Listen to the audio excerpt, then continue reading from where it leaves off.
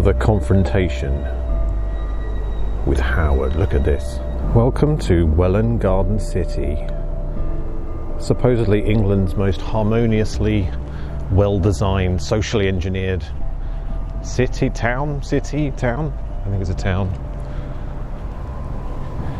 Designed and run by a group of bankers, Fabians and Freemasons who wanted to control not only people's bodies and direct them efficiently towards the industrial sector, but also to control their minds. They had a special film studio here to create scientific propaganda. And although this shopping centre isn't part of the original design, it is very, it's just very monumental, isn't it? It makes this place feel sort of like an ancient place. Look at this as well. The old NatWest Bank. The old NatWest. Banks, as you'll find, very special in this town. They really did like the banks for a particular reason. You have some kind of strange, cryptic, meandering design on this pavement here, and these weird planters, which I feel like they've got secreted microphones in them or something. I'm sure they don't. Yeah, this whole place reminds me of that computer game, We Happy Few. Have you ever seen that? It's like a weird dystopian, futuristic but retro society where everybody is kept purposefully happy by taking a joy pill. You can't just stop taking joy. You want to become a downer? That's what it feels like here. Anyway, so do you remember the video about Letchworth Garden City? Letchworth Garden City was built in like 1903, founded in 1903. But where we are today is Welwyn Garden City in the 1920s, the interwar period. So between World War I and World War II, where they were really trying to perfect things like propaganda. And in Welwyn Garden City, behind where the shopping centre is over there, is the industrial zone where they had their shredded wheat factory and their propaganda factory, Welwyn Studios, and a weird little film company called Phoenix.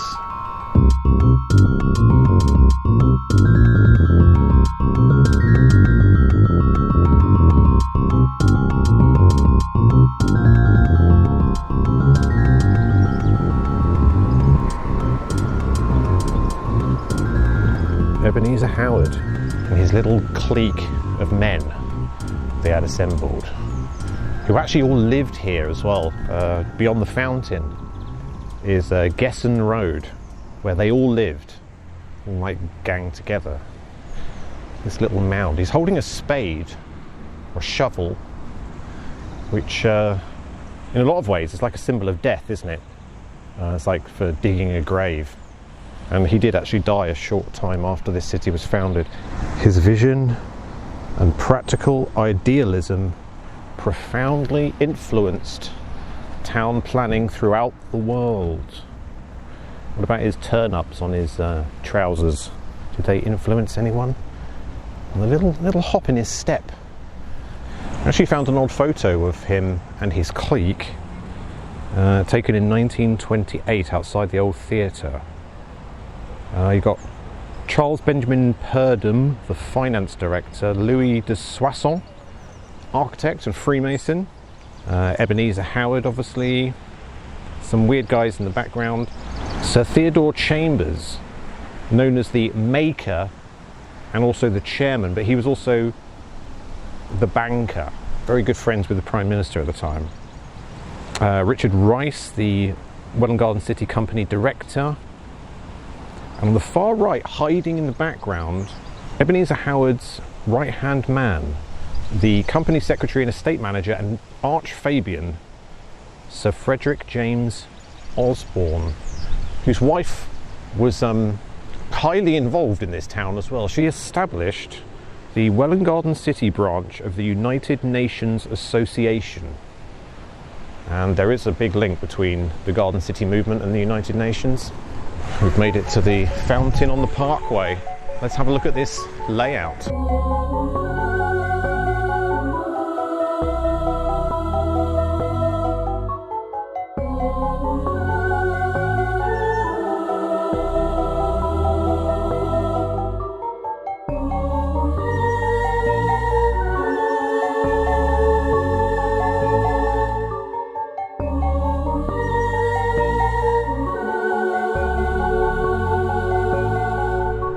So here's the central avenue, and where Letchworth Garden City made a layout that looked like a Fabian spider, these guys have made a spinal column. And you can tell it's a spinal column because of what is at the top of it. I wonder if we can get high enough to see it properly. Max altitude reached. It's a brain. And it's called the campus, and for sure that thing over there is the university campus, but calling this road the campus is letting us know the symbolism of the town. It is really big, a very large brain, and it has here, look, the sort of layout that looks a bit like that's me, by the way, in the middle. Hello. It's like a little miniature temple. It's like the temple of the mind. Yeah, see, the telecommunications tower is also aligned on this axis. There is an original plan of this city that you can see. The whole thing was designed originally by a guy called Louis de Soissons. This is his memorial. This garden is a memorial to Louis de Soissons, died in 1962, who designed this town. Louis de Soissons. He was a Canadian architect, very highly strung apparently. He was commander of the Royal Victorian Order, master planner and chief architect of Welwyn Garden City. He was also a Freemason of the Garden City Lodge, which used to meet actually in a couple of areas just over there. Sir Theodore Chambers, Knight Commander of the Most Excellent Order of the British Empire. Theodore Chambers was also President of the Institute of Bankers in 1936, following his early career at the National Bank of Egypt. He was a member of the Royal Institute of International Affairs, Chatham House, everyone's favourite secret society, a member of the Athenaeum Club, and director, later president, of the British Board of Film Censors, the moral gatekeeper for British cinema. So in the 1920s, when they were building this town, there was a very influential writer called Walter Lippmann, who in 1922 released a book called Public Opinion, which mostly was about how democracy is sort of an illusion because people are given their opinions by the media. So yeah, this is a small quote from Public Opinion, the book. Without some form of censorship, propaganda in the strict sense of the word is impossible. In order to conduct a propaganda, there must be some barrier between the public and the event. Access to the real environment must be limited before anyone can create a pseudo-environment that he thinks wise or desirable. Let me break that down. When they're talking about pseudo-environments, they're talking about the idea of a situation that the public have in their heads. What he's saying is that their information should be limited to the point where the media puts the idea of what's going on in their head. They shouldn't be allowed to make up their own minds. That's basically what he was saying. And this is what Walter Lippmann was mostly about. He was saying that, democracy is essentially just like a fabricated illusion because people are given their opinions. They're told how to vote. They're persuaded by scientific propaganda so that they vote and behave in the way that is wanted by the elites controlling over them. And part of the philosophy of why they built this town. The Two Willows pub, just over there. was originally Barclays Bank, which is quite telling. It's actually supposedly the finest building in Welwyn, Garden City. The banker of the group, who was Theodore Chambers, he was very, very keen on the idea of ordinary people saving their money. It was promoted, as part of the public good. Certainly when they created this, planned utopian community, they really tried to instill in people that the way to be a successful community is for individuals to save their money. Promoted as sort of, bit of good advice. This is how you do well in the world, you save your money. But of course, what saving your money really means is giving it to a bank. So you take all of your money, and you just give it to the bank and say, here you go, I'm saving, what a great thing I'm doing. But of course the bank then has all of your money, and they can play the stock market with it, they can build a property portfolio with it, you can make themselves super wealthy by using your savings. I'm a bit suspicious about these guys, because they're all holed up here, right? There's 3 of the main guys living just behind that hedge over there, and Soissons the Freemason just living down there on his own, like grumpy as hell, in his Canadian way. And the very first buildings they constructed were their own houses. The Barclays Bank, which we saw earlier, which is just down there. The television studio, which is across the railway line behind the station, and their theatre, which was a very special building to them, it seems. And it just makes me wonder, these people were expert builders, seasoned professionals, easy for them to build whatever they wanted. It made me think, do they have a tunnel? Is there a tunnel that they built from their houses to the theatre, past Barclays Bank, which I know has a vault underneath, to the television studios, the propaganda studios across there? Did they build a tunnel? We're going to have to figure this out forensically. So when you come in from London on the train, the first thing you see before you get to the town here is what's called Welwyn Garden City Grid Substation. Electricity substation that basically connects the national grid to the town. Now from the substation to the town, they either have overground cables or underground cables that run with the railway line just as far as the station, and then that's where the electricity supply comes into the town. Now here is the Russell Croft local substation, which stands just here, the other side of the fountain. So it's quite clear that the cables, electricity cables, run from down there where the station is, up Howard's Gate into the town to here. What about the fountain? In my experience, all large town fountains have either a little room beneath it for maintenance, or at least a crawl space. So let's just have a look at the fountain, see if we can find a way underground, which I'm sure we can.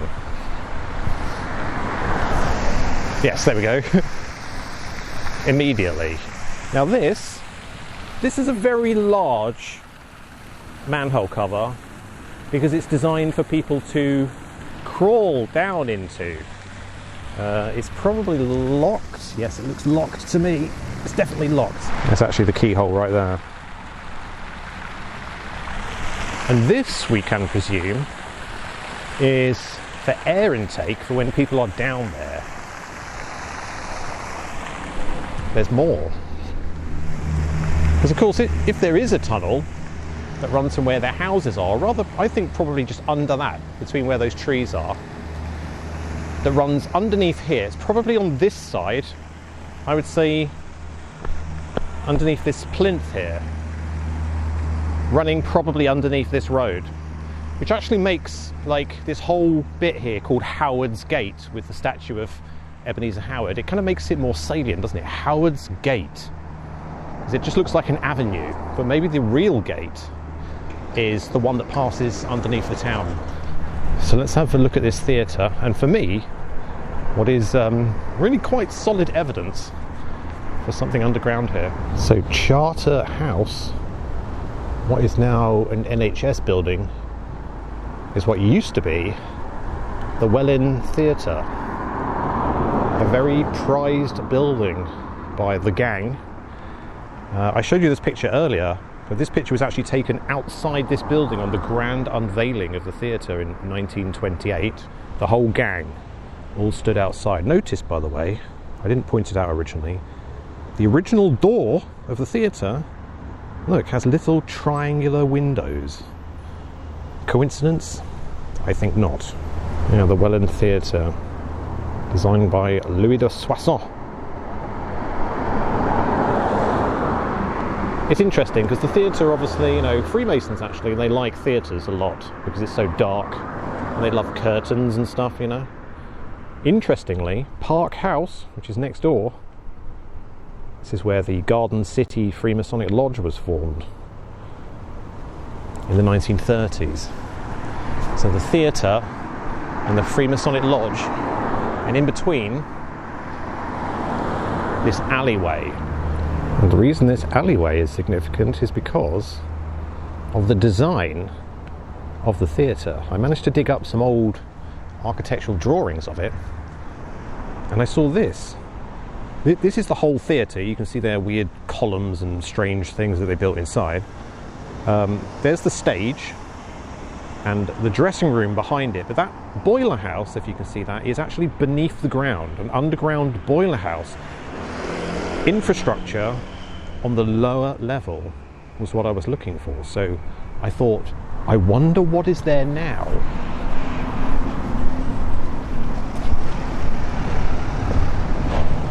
Well.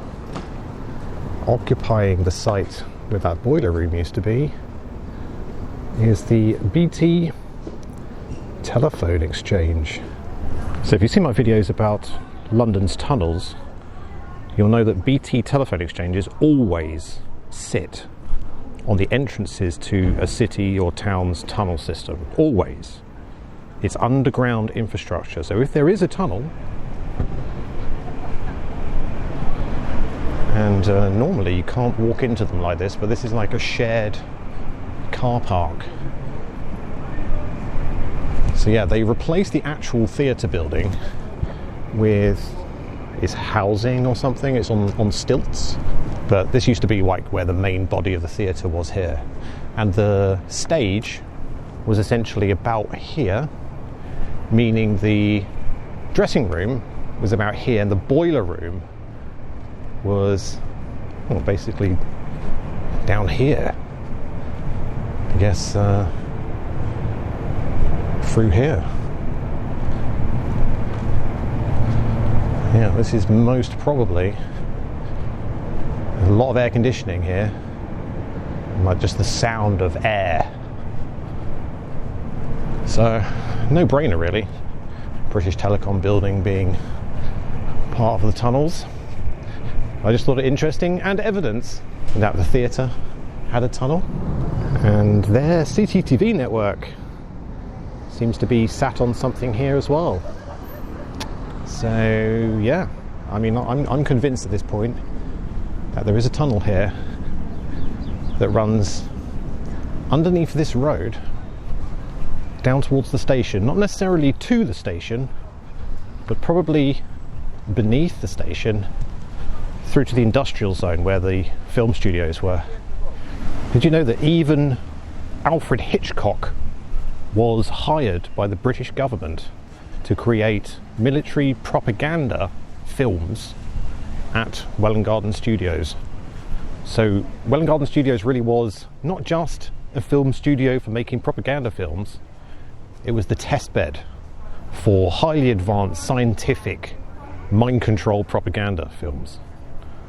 And they probably tested them here in that cinema. You know, come and see a new screening, great new drama that we've created at our film studios. Turns out that it's going to alter your perception or make you feel differently about something.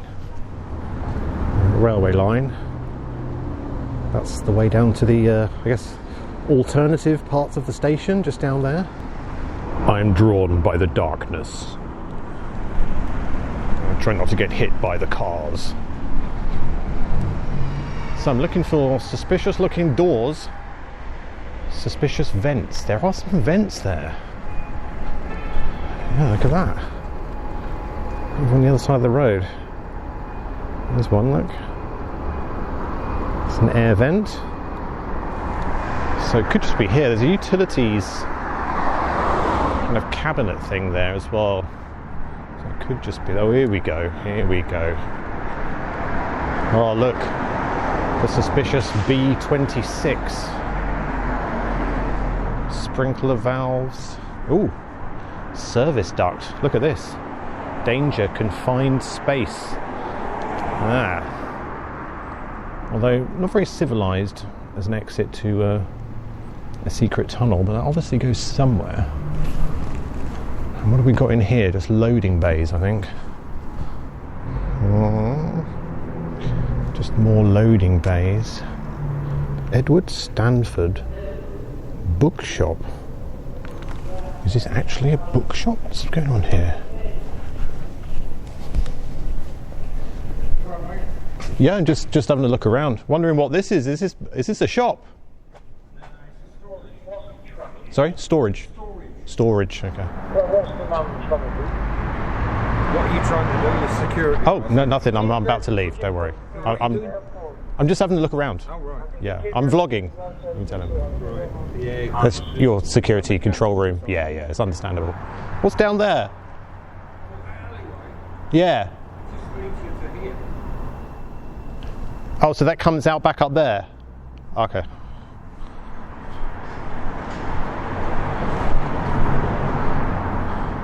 It's probably here, like right in the centre. I would imagine. Oh, there is something through here. What's through here? Oh. This is what I'm talking about. Yeah, the underground inner workings. Look at that. It's kind of spooky down here. Well, spooky. We're just going to have a little look, aren't we? We're going to get the police down there. They're going to call the police if I'm not careful. So let's just have a little look down this weird corridor. Oh my god. Oh look, there's another service duct. And does it just come out here like he said? Oh yeah, there he is again. The security man is going to be very upset. Ah, there it is. Here it is. This is it. B13. This has to be it. Right. And London, I don't know if you know, has like a secret tunnel system. Oh yeah, definitely. Then British Telecom, BT Openreach, all of their buildings, their telephone exchanges are sat on the entrances to this deep level tunnel. I mean, there is a thing underneath. There's an underground. Yeah, it's like a crawl space or something here. But it's not. I suppose you could call it. But I'm pretty sure that crawl space you can get all the way down to the fountain. Pretty sure. Well, I know you can get all the way round, follow this deck round. Yeah. To where M&S was. Yeah, you can probably get anywhere, I would imagine. I just thought it was interesting. Sorry, I'm trespassing. I'm going to leave now. I do apologise. Look at that. The service duct crawl space that basically goes anywhere in the city. Well, you never know unless you do a little bit of trespassing.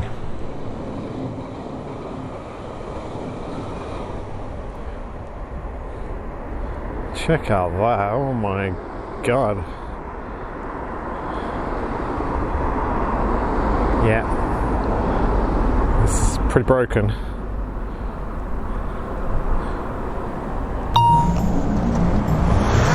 Home point updated.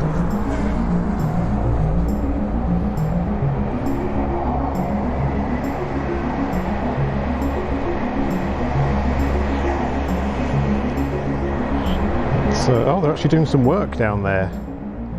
This is a guy in a digger doing something or other. Wow.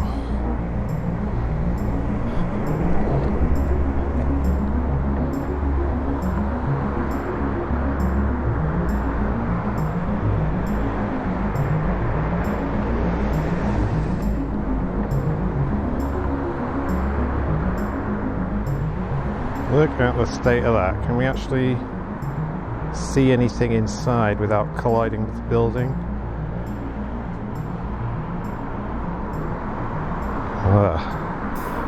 What's on the roof? Look at this. Wow. It's actually not bad. Not as bad as I thought it was going to be. Let's go look through that weird hole over here. Oh, I thought it was like a caravan. It's like an old generator or something on the top. Spooky as anything in there. Well, spooky. Can we... I really don't want to deposit my drone on top of this, you know. I would prefer if I can get the drone back. It's too dark, isn't it? It's dark and horrible in there. Disgusting. Absolutely disgustingly horrible. Right, let's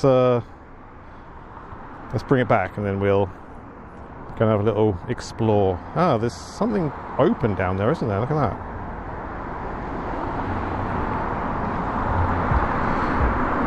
It's just some kind of industrial unit down the bottom. And that's where the TV studio used to be, over there, that little green bit behind. I'm pretty sure you can see where the tunnel used to come out. Right, let's bring it home.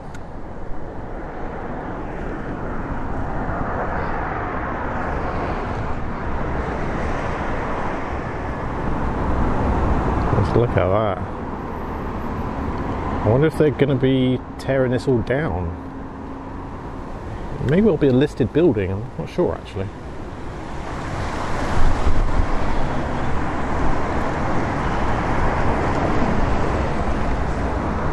Here we go. This used to be the grand entrance just here. He says, having to stand in the road. The home of shredded wheat.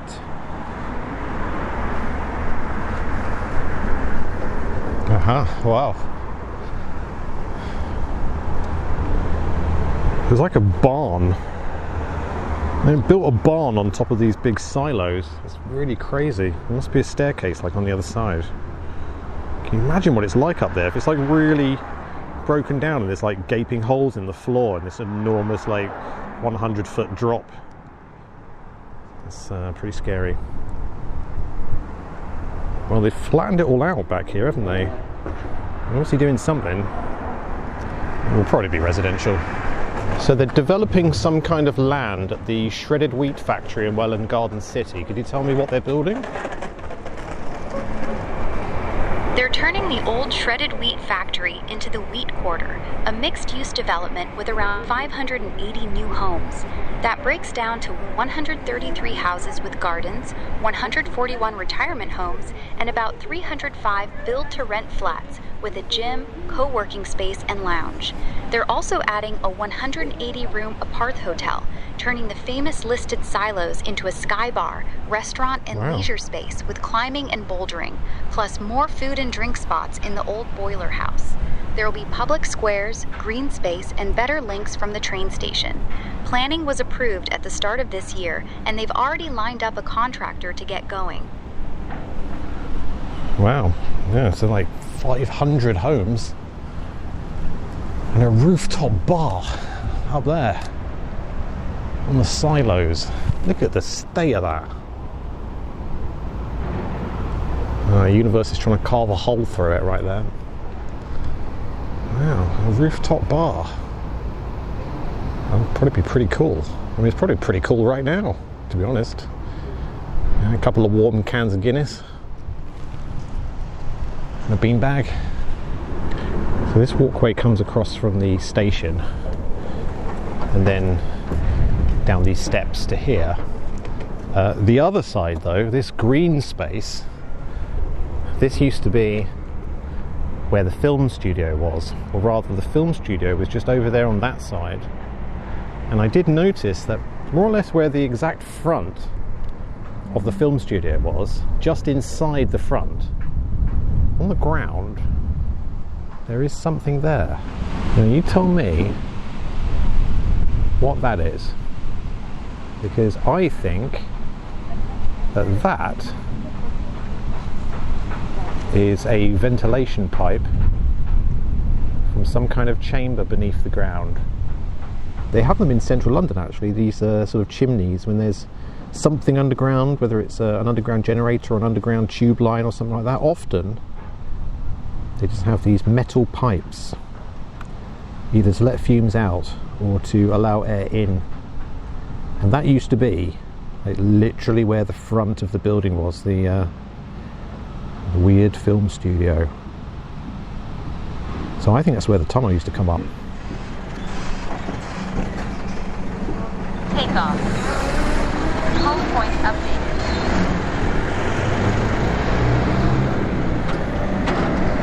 Alright, let's go check this out.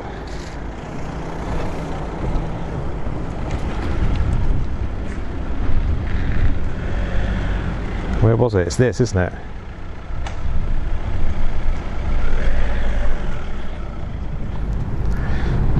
Yeah, pretty much.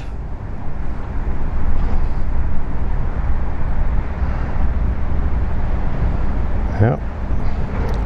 I would say there's definitely something under the ground there. Right, let's have a look at this barn that's on top of this thing. It's pretty crazy. Shouldn't get too close to that chimney.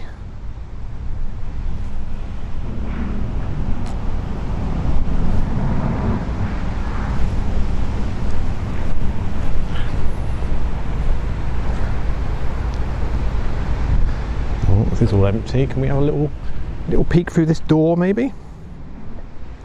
A little bit lower. Oh, it's quite inviting. Ooh. Let's see how close I can get to this door. Can we see anything inside? No. It's very dark, isn't it? Just don't look down at the terrible paintwork that's on this thing. Oh my god.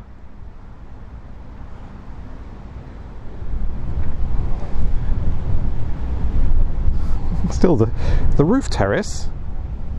I mean, there are trees growing up there. I don't know if that's purposeful or what, but that looks okay. You could have lunch up there. No problem. Presumably lots of people have been in. There's all the graffiti everywhere. Yeah, it's pretty crazy. Get nice and high. So there it is, guys. Welwyn Garden City. What a strange place. Ebenezer Howard and his weird clique of men, very, very keen on taking ultimate control over body and mind